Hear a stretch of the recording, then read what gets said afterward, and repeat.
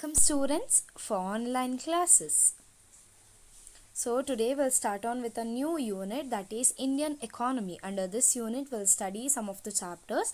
So the first chapter is the main sectors of Indian economy. So under this particular chapter we'll study the sectors of economic activity, interdependence and comparison between the sectors. So the first topic, that is sectors of economic activity. Now which are the sectors of economic activity? The primary, secondary and tertiary.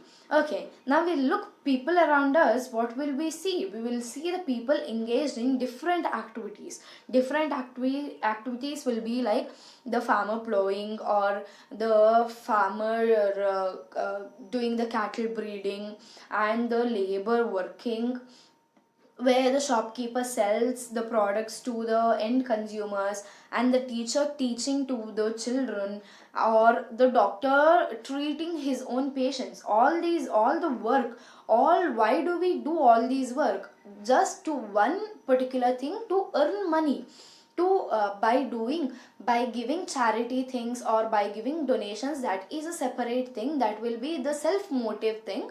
But in spite of that, what happens when we work, when we sell something, in spite of that we will earn money. So the main thing is the earning of money. Okay, on the basis of nature of economic activity, it is classified into three broad sectors, that is primary, secondary and tertiary, where primary means the agricultural sector, secondary means the industrial sector, and tertiary means the service sector, which means the maybe the transportation, the communication, all these things comprises of that. Okay, now what happens in the primary sector or the agricultural sector? What happens? Goods are produced by the exploiting natural resources. Exploiting natural resources in the sense, what do? We grow things on the land. By this, what will happen? The fertility of the land will go to the crops. By this, we will get the good produced cultivation, or the healthy crops. You tell that as organic crops also.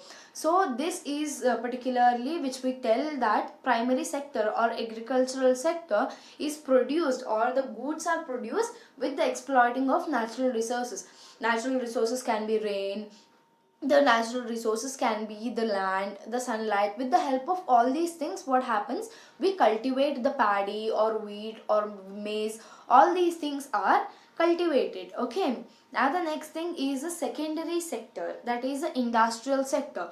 What happens in this? The activities which produce goods with the help of raw material produced in the primary sector. What happens when you produce something, when you put something into the factory, you need the raw materials. Without the raw materials, what can we do? For example, to do a to do a sugar, what is very much necessary? We need a sugar cane.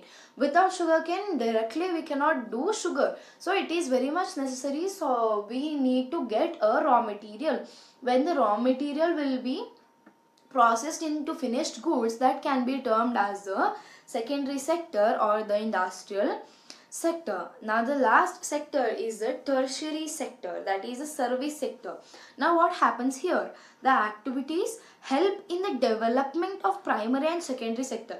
Help in the development in a sense, maybe the transportation of goods. Transportation of goods in the sense, you will cultivate paddy to sell it in the market. You need to send it to the market. So while sending, you need any transportation facility. With the same way, you need proper roads, because you don't want to harm your products or your cultivated crops.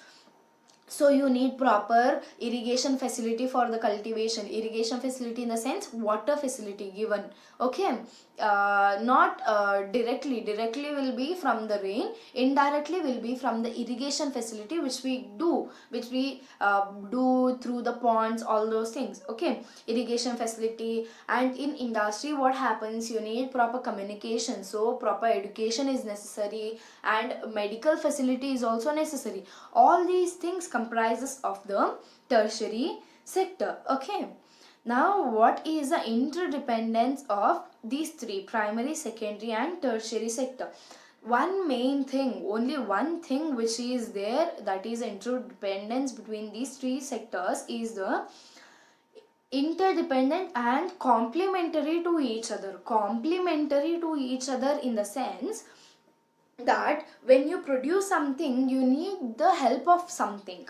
Okay, in the same way, what happens when you want to cultivate something, you need tertiary sector's help. When you want to industrialize, when you want to convert the raw material, what do you need? You need the help of tertiary sector as well as the primary sector. So what happens here, primary, secondary and tertiary sector and are interlinked, where we tell it as complementary to each other, where all the three helps each other and do the production process. Okay, now the comparison of all these three sectors, which will be under the production and under the employment structure. Okay, as told earlier, what happens, share in total production. Total production of the economy will be termed as GDP, that is gross domestic product.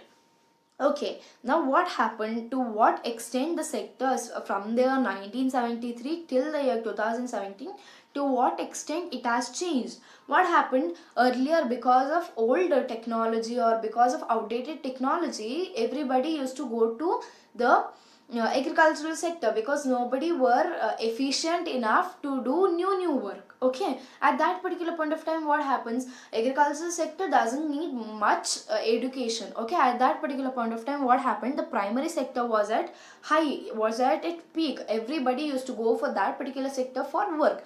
Nowadays, what happens, because of proper education given, because of the proper facility given to the people in the economy, what happens, the tertiary sector is increasing.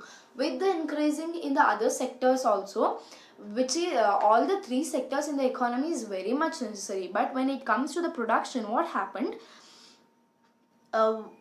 primary sector was high at the lower level, and nowadays what happens, the service sector is increasing of the production, because it is very much necessary. First you need knowledge, so you go for schools or colleges, and later on you will go for some job. Okay, at that particular point of time, what happens, the production increases.